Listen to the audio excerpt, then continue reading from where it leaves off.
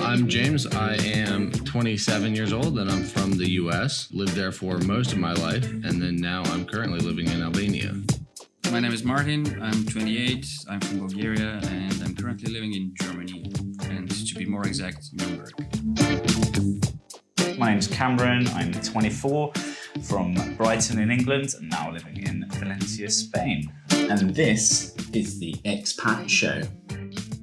Hello and welcome back, ladies and gentlemen, to the Expat Show. It has certainly been a moment, has it not? How are you both doing, guys? You still with us? I'm still alive. Yeah, me too. Cameron, you're the one that dropped off the face of the planet there for a little while. Yes, I did. Life as an expat does get unexpectedly very busy sometimes, especially with all projects and working full time as well. But yes, but Not gonna lie, I was concerned for a bit that you might have corona or something, because the past 2 months you were completely gone. yeah, I was a ghost for a couple of months there, but thankfully, touch wood, my health is all okay. Yeah. Yeah. But speaking of coronavirus, I'm sure everyone that's listening is aware of what it is and how it's affecting them, and we thought we would take this opportunity to speak about how it's affecting us, being expats living in a different country, and how the COVID-19 is affecting our day-to-day lives. So certainly a lot of restrictions. How are you guys feeling it in the early stages? I guess I'm like a week into it now. I mean, we're not in the early stages as well over here in Germany. We're basically battling with Spain for the second place on the planet that's most affected. Yeah. Actually, I checked this morning and the US skyrocketed past Germany. The US has the second most active cases. So we're almost first in something else. Yay! I do have to say that what I've seen is US updates one time, and also Germany updates 4 times per day, and not during the weekend. And right now it's Sunday, maybe that's so what it is. I expect tomorrow that we get like some new 10,000 cases or something like that. Oh yeah, my God. It is. I mean, here in Albania, we're sitting on, like, I recorded a video a few days ago and it was 52, I think, and now it's 75 or something. But it's been a very, very slow growth. However, that's just confirmed cases. And considering we don't know how many people may actually be infected and may not, and also people are not really getting tested, so we probably have significantly more than that going on in this country. Yeah. As far as I know, the rule of thumb is that you have to multiply it at least by 4 the known cases. Yeah, to get like a good average of what's happening. I think in Spain at the moment we're just hovering under 30,000 confirmed cases right now. So it's a fair amount of people, like nearly 2,000 of which died. I do have to say there is a big difference between Spain and Germany. You guys do have a lot of people that are already healthy. Yeah. And this is something that's kind of slow here in Germany, that we don't have a lot of dead people, but we don't also have a lot of people that are cured. So it's kind of unknown what's going to happen in the next weeks. Yeah, it's a really difficult situation to be in. I mean, Spain, the government were quite early on the lockdown. As I said, we've been in lockdown now for today's the 7th day, where we're not allowed outside at all, only to go and see vulnerable people, so like grandparents or elderly parents, or go food shopping. But even then, there's still restrictions. Otherwise, we could face a €150 fine if we're outside just for leisure. Yeah, we have, so when was it? The other day, Friday, I think. So the main method of communication here is the Prime Minister posts on his Facebook page. Okay. And that's how people find Very it. official. That's cool. I, not wanting to make it look like I particularly support the Prime Minister, I don't like his Facebook page, and so I don't see these updates. So I randomly get phone calls or Instagram messages from friends or random people saying, hey, make sure you follow these rules. So anyway, Friday I get a message that the rules had changed from us being allowed to be outside from 6 a.m. to 10 a.m. and 4 p.m. to 6 p.m. to now, yesterday, Saturday, we were allowed from 5 a.m. to 1 p.m. and then no one is allowed to go outside until 5 a.m. Monday morning at risk of €100, $100 US fine or something. So it's just very odd. It hasn't stopped people. I sit on my balcony and watch people walking around and they walk up to the cops and they talk for a little while and then the person walks away. So like, it's not enforced super strictly, it doesn't seem like, but it also seems like most people are staying inside anyway, so it's not that big of a deal. So do they have a police presence there, like enforcing people to like stay away, or is it just like deter people? They have like at intersections they'll have a cop or two standing there. For a while it was just stopping cars because the first thing they did was shut down transportation. So they were stopping cars, making sure that they had the proper paperwork to be driving right now. Now they're just stopping almost everybody. It seems kind of random. Like the cops will be on their phone and like a car will drive past and they won't say anything or do anything. Or then like some old man is riding his bike and the cops, like 4 cops surround him and they're like interrogating him. In the bigger cities, I've been told that there's military presence. Like the army is out on the streets of the capital city, making sure people stay inside. I don't know how true that is. I've not seen photos of it. I've not seen video of it. That's what the rumor is going around. I'm not gonna lie, it does make sense to have that. Yeah, it does. And the prime minister here he keeps referring to it as a war that Albania is fighting, and so he has this like war mentality. Same in Bulgaria. Yeah. So having this this military on the streets makes a little bit more sense. And actually, the reasoning behind like shutting everything is shut down right now. Not only are people not allowed outside, like every store and shop is closed in the entire country. And he was like, that was like it was like a punishment. He said according to the Google Translate of his Facebook page. It was like people aren't following the rules, and so now they're not taking this war seriously, so now we have to be more strict about our precautions, our fight back in it. So then he's just like, nobody's allowed to go anywhere, nothing's allowed to be open. You guys, everybody just stay at home on Sunday. Yeah. I'm honestly surprised that Eastern European countries are reacting like better than Western countries.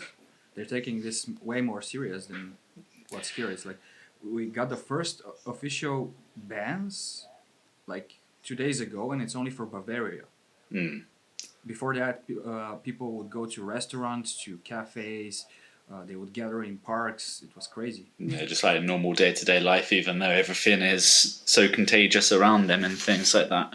Yeah. That's why we have almost 30,000 cases now, because people are idiots and they weren't protecting themselves. Yeah. I saw somewhere that it was like some article kind of talking about what you're talking about, how former communist countries are all following the rules very closely. And then the other countries that have had a little bit more freedom in what they do. Just rebelling more. Still. Yeah, I mean, just look at the U.S. with everyone still going on spring break. Wait.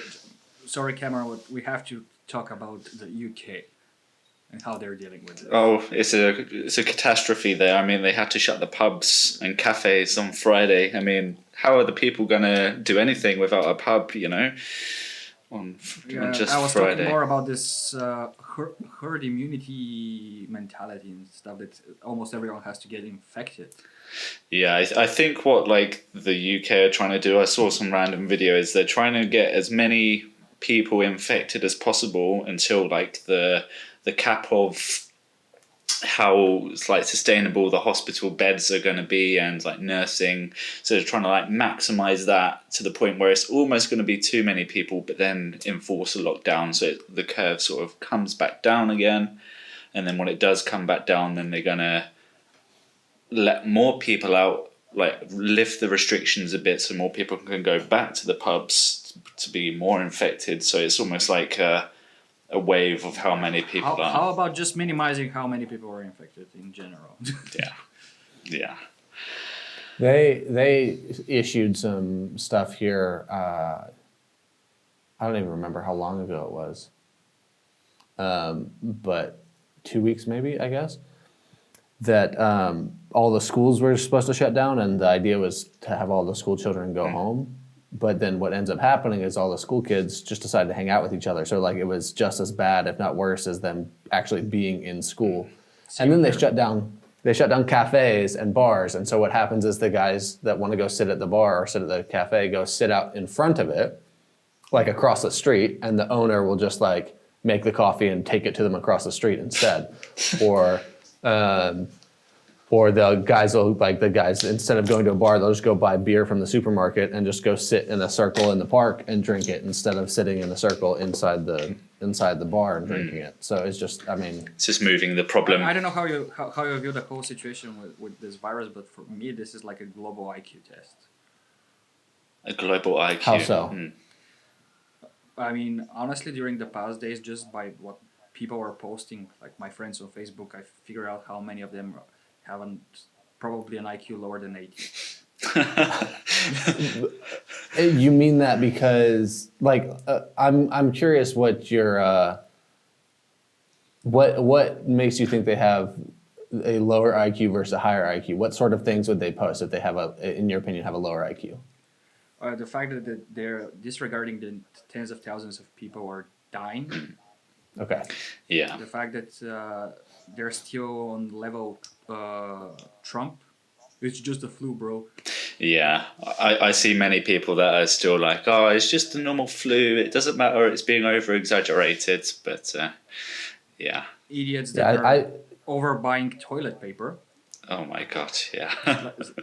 Like literally, people are buying more toilet paper than food, which doesn't make sense in the equations. At least you have to have it equal. Yeah. But I don't know. It's crazy. Actually, they have a really nice term here in Germany about like. Of course they do. This type of crazy buying. It's called Panic buying. No, it's called hamster buying. Hamster buying, storing everything in their cheeks, kind of thing. Yeah, it's just like pack everything in. Or in this case, in between the cheeks.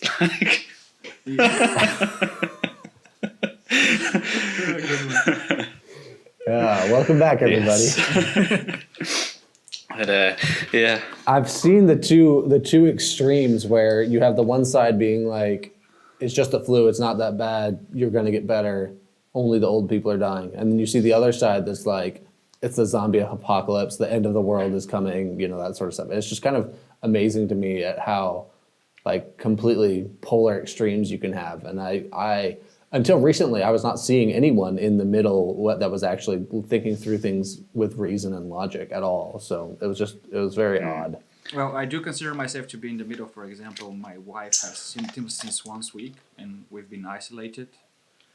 So we just stay Yeah, no, I'm just speaking very generally about the people that I see on Facebook or Twitter or whatever. I'm, you know, anyone that I've talked to about it personally seems to be more in the middle ground, you know, to understand that it could get severe, but it's really like it's not the end of the world, but it's not just a flu. Yeah. Basically, they're in the middle. Yeah. I mean, we have to take it seriously, but we shouldn't panic. Right. Exactly. Yeah. And on it just being. Also, it doesn't hurt anyone to stay 2-3 weeks at home. Like, what's the big deal? You watch some Netflix, play on your PlayStation, maybe freaking read a book. I don't know. I maybe would get some bed sores or something if I stayed home too long. That would hurt. I mean, you can still exercise at home. Yeah, that's true. Yeah. I could run up and down my stairs. I have 2 flights of stairs in my house. I could just Run up and down. I get a lot of exercise. I think a lot of people are doing that actually. My girlfriend, she's going a bit stir crazy. She's definitely an outside person, and now she's being restrained here. And like I saw her the other day, she was running up and down the stairs here just to try and get at least a bit of exercise. Yeah. Speaking about that, how are you dealing like with the stay-at-home situation? What are you doing to pass the time? Me, I'm just like recording podcasts like now, playing a couple of video games, editing some videos. I've got, for those that are watching on YouTube, I've got probably about 600 pictures here at the moment that I'm culling down to 40 or 50 to try and make a photo book as well. So yeah, that's what's taken my time up. What about yourself? James? You want to answer? Well, yeah. Well, he said, "What about yourself?" So I assumed you would answer, and then I would go. But yeah, sure, I'll jump right in. So I am lucky enough to be in a position that my normal full-time job can be like 90% remote work. So we've been building a new website for the university that's associated with the nonprofit that I work at, and so I've been working from home every day since last Friday, just doing my thing. And just kind of normal work stuff, you know. I was given access to we have a photo server at work, and I can remote access it from anywhere that I have internet. So my work actually hasn't changed that much, except that I'm not at the office doing it. Yeah, I forgot to say as well, I'm working from home as well. It's quite lucky where everything can be done online still, so I still get to work. Yeah. And this to me is really helpful because it's a way of me being able to show that it's possible for me to work from home or work remotely, not necessarily from home. So in the future, if I present that as a potential flexible working from home hours, like maybe or can I ask if I can travel somewhere and just work from there, or only take half the number of vacation days for a full week and be working in the mornings or whatever like that. When they see, it's actually possible to work from home, it's going to be more likely that I'll be allowed to. But I've also been doing more of YouTube stuff. It was just funny because being confined, you would think that I wouldn't film as much, but then there are these ideas that I have that I'm like, I don't want to film that because it's a boring video where I'm only in one place, and then now I'm only in one place. So I'm thinking, that's a good excuse to film one of these boring videos where I can only be in one place. Yeah, thank you, James. Thank you. It's not like all my videos are like that. No comment. Yeah. Let's just say it's not in my niche. Okay, so basically I've been also working from home, and it's kind of hard because I am sort of leading a team right now, and our work is involved with actually going to the office, and it's a bit dumb because I have to convince people to go to the office while I'm staying at home. Right. And that's kind of hard, but I do think that I'm doing the responsible thing and staying at home because it's actually not sure do we have coronavirus or not. With the symptoms that there are out there, it's not sure if it's just a cold or you're gonna die in 2 weeks. Yeah, it's a difficult situation. I mean, have you I don't know what it's like in Spain, but I haven't seen anything where maybe I could get a testing kit or anything like that just to see if I were to get the symptoms, how I could test that. With the only thing that I've seen is calling up a number, and then maybe they give you some advice there. Is there something similar out in Albania and Germany? No one is testing here unless you're hospital level sick. Really? Yeah, and we have 80 million people, and they do 160,000 tests per day. So so try to cut the costs as much as possible. I think it's more related to supply of the tests, while most of them are still produced in China. Yeah, and it's like, do you really want to be ordering things out of China at the moment, because there's always that risk that the container could be contaminated itself as well, So it's. I'm not sure. I'm not sure how long is the flight from China to Germany, for example, because I read somewhere that this virus dies tops 12 hours on some surfaces, so theoretically it's possible to not be contaminated. It's more a logistical issue with all the closed borders and stuff like that. Yeah. I don't know about testing here. I've not even asked or thought about it. I mean, I figured since we have confirmed cases, then surely someone's testing, but I don't know who or what or how difficult it is to get a test. Yeah, that's fair enough. I mean, do you guys see any positive things coming out of this so far? I mean, what I mean by that is, in Spain especially, I can see a lot of the community is sort of strung together. For example, at 8 p.m. each night, everyone goes out on their balconies and is like clapping and cheering and like banging. I think that went viral all over the internet. Yeah, it started in Italy, but actually experiencing it here in Spain, and just like, even though I'm in like an area where I can't see too many, but being able to hear everyone around in the flats and the buildings a few streets down all cheering and clapping. It's just essentially for the healthcare workers and the food workers that are still in the supermarkets.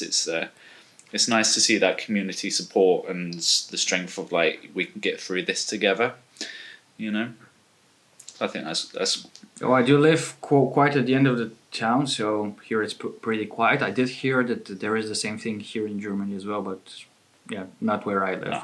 No. You could always be the start, lean out your window at 8 o'clock and start clapping. I'm sure some people will join in. Yeah, with most likely someone will call the police here in my area. Like, this guy needs locking up. Hey, there's a crazy guy about to jump off his balcony. There was actually this sketch that someone did, like, this is how they handle in Italy, this is how they handle in Spain, and the version of Germany was like someone was trying to play some music or say something, and all of the neighbors are like, shut the hell up, go back home, I'll call the police. Dang. Seems accurate. Is there anything they're doing out in Albania that you see that's a positive spin on it all?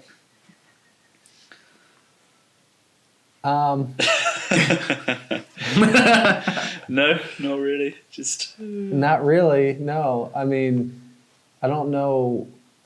Maybe something will come to mind as I think about it, but it's just. I mean, it's as with many countries, I'm sure, but I can just speak for this one. It's kind of devastating because there are a lot of people here that live not only paycheck to paycheck, but they live literally day to day. So there's a guy who will chop wood and distribute wood, and he makes 500 lek or 1,000 lek per thing. But he gets paid that when he delivers the wood. So if he's not out able to deliver wood, he makes no money and then can't buy food. And people here don't have savings. So I heard the other day one of the supermarket owners was saying, they were commenting on how the panic buying in the U.S. and elsewhere, and he was like, yeah, that probably won't happen in Albania because people don't have enough money to buy out stuff like that. They buy as much as they can get, as much as they need with what they can get. Yeah, don't underestimate Eastern Europeans. They might get loans for that. Well, yeah. So then there's, on top of that, there are a lot of stores that have started taking, they just started like a ledger, a list of who owes what. Well, but then the store owner is buying supplies and not making any money back from it. So I realize that this is all over the world. The economies are going to suffer. But here it's like even more jarring to me because of these guys that, you know, the only money that they have each day is the money that they make that exact day. And if they're not making any money for 1 or 2 days, okay, maybe they have some rice and beans at home that they can eat. But then for a whole week now, potentially, you know, it just becomes more and more like unsustainable, nerve-wracking. So that was not at all a positive. I cannot say anything in general positive for Germany because I don't have a lot of contact with other people, and the people that I am in contact are mostly colleagues through work, and they're all self-isolated as I am, and they go out only when they need to visit the office, and that's it. So not sure what's happening outside, if there are any people left, if there are zombies or anything. But I do see like a positive aspect personally. I'm saving from Monday to Friday 3 hours per day because I am not going to the office. Okay. 1 hour to get ready and 2 hours for the commute. And I use this time for way more productive stuff, like reading, catching up on my reading. I have a long list of books that I want to read. And researching some interesting stuff regarding investments, because if you don't know, now is the perfect time to actually think about that. Yeah. Martin coming in with his passive income stuff again. Yeah. I save a lot of time each day for my commute too, like 10 to 12 minutes every day. That all adds up, the compounding minutes after the weeks and everything. Of course. If I put in, practicing juggling for those 12 minutes every day, by the end of the quarantine, I might be able to know how to juggle. Well, technically, we were supposed to move like 5 minutes away from my office, but that's on hold due to the whole quarantine thing. And actually, the registration bureau is not working. So even if we move there, we cannot register that we are living there, which is kind of illegal. That's unfortunate. Yep. I like to try and see an opportunity, like the positive in everything, and I'm hoping that with this that's happening, I'm hoping that it brings up a general awareness around the world about how like fragile and like easy to break our whole system is. So when it comes to like global warming and deforestation and things, I'm hoping it does bring up the awareness, and things actually start taking an action into a more positive future, Mentioning the structure and how fragile it is, what's your opinion on the whole disinformation situation right now? Like, there are constantly different information coming up about the coronavirus. What might help you, what might not, and it's contradicting. One post is contradicting the next one. I don't know, man. I don't know what to believe anymore, ever, from anything. It's just like, you have, I literally have no idea. Just don't trust every single headline that you read, and maybe look for more reputable Honestly, I cannot trust sources. anything. Even reports from It's who? hard for me to trust any headlines. Why aren't you trusting reports from who? Because like the initial reports that came in from China was stating something, and now they have other reports from Italy that have totally different results, and they're like, we don't even know ourselves what the hell is happening. Yeah. That's fair. But like I keep seeing articles that are like, or things getting shared or forwarded around that are like, oh, this is how you deal with it, or these things happened in China, and now look what we can learn about the virus because of that. And it's just like things what was it, like ways you should combat the virus, and then like 10 minutes later it's like, the ways that you should combat the virus, that thing that's going around Facebook is completely false. Yeah, exactly. This is how you should do it. And I'm like, is everyone just trying to get clicks right now? Like, what's Pretty going much. on? Like, why can't somebody just give some I actually legitimate researched information? this website, Wordometers, which is I think the most popular right now to follow how many cases there are. This website is currently valued at $1 million. And that's just for the ad space, no? Right, but as soon as this... It's making $1,000 each day. What? Yeah, just for some statistics. So everyone is trying to cash in on the whole corona situation. Yeah. I mean, I can understand it to a certain extent when it comes to information. So for me, I recorded and uploaded a YouTube video about how Albania is dealing with it. That wasn't for me trying to like cash in on it. That was me just being like, I have so many people asking me, hey, what's going on in Albania? Why are you, what are you doing? What are they doing? And instead of just typing the same thing, I was literally copy and pasting messages to different friends. So I was like, I'm just gonna record a video and just be able to send that to anybody. And then, sorry, police chase just out my window. Okay. Get back inside. Some car went flying by and then the cops came flying by. So you feel like you're back in the US.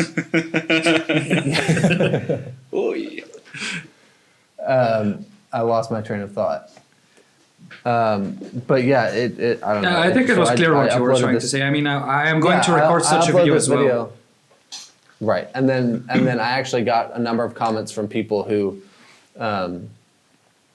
are from Albania or have family in Albania, and they were curious about the same thing as well. And so then they asked, or they didn't have to ask. I uploaded a video and they saw it, or their friend shared it, or something like that. So, but it's one thing just stating and documenting how's the situation, and spreading false information, and giving false hopes. And there's also a difference between trying to grab money from it and trying to take advantage of something that is trending, for lack of a better term. if I upload some random video, it would get views, sure, but it wouldn't be like relevant information to this exact time. You can actually use the term So, viral now. It's pretty on point. Yeah, but yeah, I guess I didn't want to get it confused with the fact that like my video wasn't going viral or anything. I just was trying to get across the idea that like when something happens, then people make videos about it, and so that or write articles about it, whether or not they're trying to make money, you know. So my AdSense I've gotten, I don't know, like it was demonetized for the first 30 hours or 36 hours, so I got like $2 off that video so far. So I'm not making barely anything off of it, but I don't care. Like it's more of the having relevant current information being shared. Yeah, if my channel was monetized and I make such a video, I would just donate whatever it comes to some organization trying to figure out how to deal with the coronavirus or something. Yeah. Yeah. Right. And I mean, it's just. I mean, just imagine every YouTuber that has a monetized channel and did a video on this topic and they donated the money, how much money that's gonna be. It could be a lot. Well, assuming that YouTube doesn't demonetize all of them. Yeah.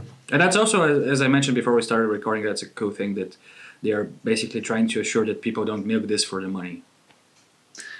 Yeah. Yeah. I think it's definitely needed. It's like even with like going back to the toilet paper again, where you've got all the people buying this toilet paper, selling it for double the price, and it's just profiteering on a pandemic. It's not ideal. But yeah, that's why I actually mentioned investments, because that's the only profiting during the crisis that you aren't actually hurting anyone. yeah.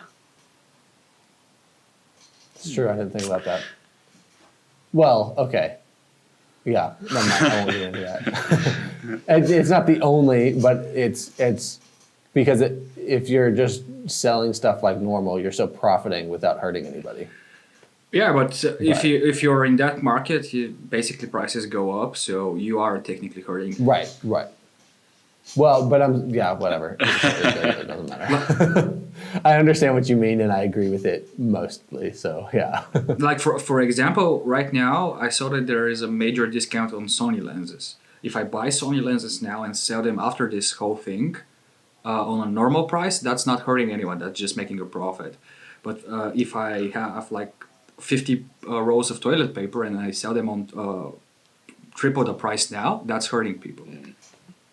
Right, but if you owned a supermarket and you're just selling stuff, you're still making a profit. And if you're not price gouging, then you're still potentially making a profit without hurting anyone because they're paying the same amount. But I understand that the supply and demand, and then the everyone else raises their price, so then you have to raise your price, or else everything's going to be gone. That sort of thing. So I know I understand your point. Yeah, an idea with investments in the market, for example, is that it's already low. You're going to buy on that price, and it will just go up, and you make a big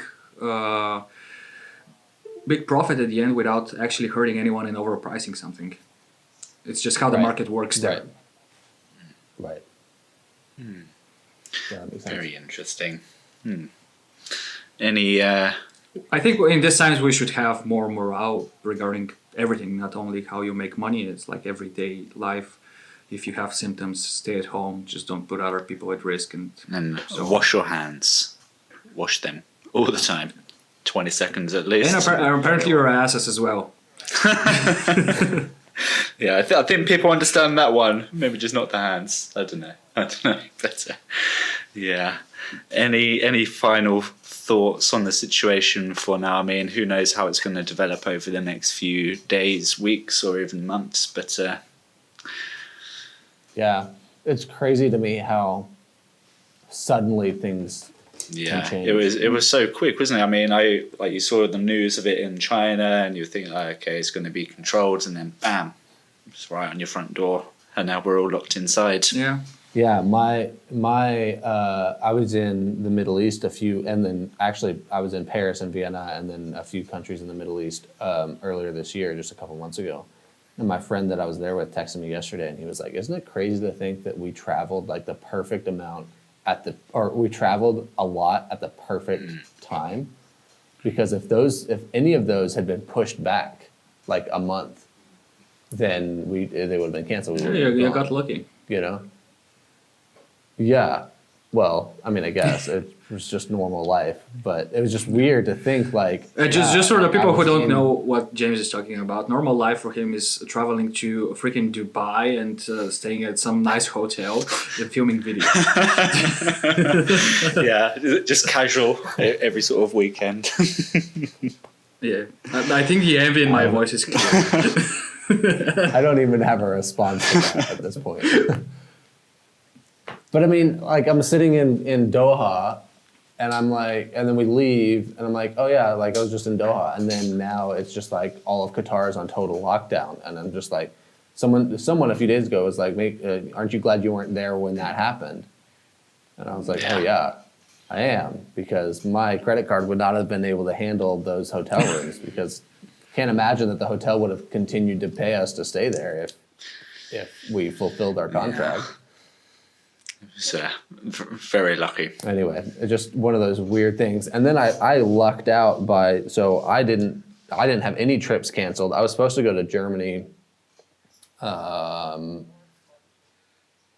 Yeah, so I was supposed to go to Germany this coming weekend in 5 days, but then obviously I won't be. But that was mostly a work trip. It was most of my trips are work trips. That was like I was going to an event at something owned by my work here at a hotel up there, and I was just going to attend an event. And so it wasn't anything like I was happy to go, but it wasn't something that I had planned for myself to do. And that's I didn't have any other trips planned at all, and that was the only thing that got canceled. And I was like, dang, I normally have, some international travel coming up sometime in the next couple months, like almost continuously. And this one time period that I didn't, this thing comes flying in, and it's like, well, you would have had to cancel everything anyways. Yeah, and we needed to cancel all our vacations. Basically, one was planned for Italy, and the other one was planned for the Canary Islands. So. Yeah. I did want to go to the UK. Both got struck really bad. That's unfortunate. Yeah, and I imagine that the prices of vacations when this is all over are going to go quite up, where everyone's going to be wanting to spread their wings and stretch their legs after the quarantine. So, maybe a while until we go away again. But I don't know. But yeah. Yeah, for now, I can only say stay at home, stay safe. Wash your hands. Hopefully we all survive this. Yes. Wash your hands. Yeah, definitely wash your hands. Yeah, and let us know in the comments or on Instagram or wherever you can find us. You can email us as well. Let us know how the coronavirus is affecting you. It would be very interesting to hear from different places around the world, like actual life from people actually experiencing there, not just on these media outlets. And yeah, it'll be certainly interesting. Any questions that you have for us as well, I'm sure we'll be happy to answer those. I think moving forward on the podcast, for those that are listening, maybe we'll be doing, did we agree on like one episode every 2 weeks? Was it now? Yeah, I think that was the hope, to do every other week. So we can be a bit more flexible with our schedules and things as well. We did record a episode back last year with a guest, which I'm sure will be up very soon after this episode. We'll be trying to get on some more guests and talk more expat things. But yeah, thanks for listening, as always. Any last thoughts, guys, before we go? That's all I've got. Stay safe, wash your hands, and yeah, we'll catch you in the next one. Ciao for now.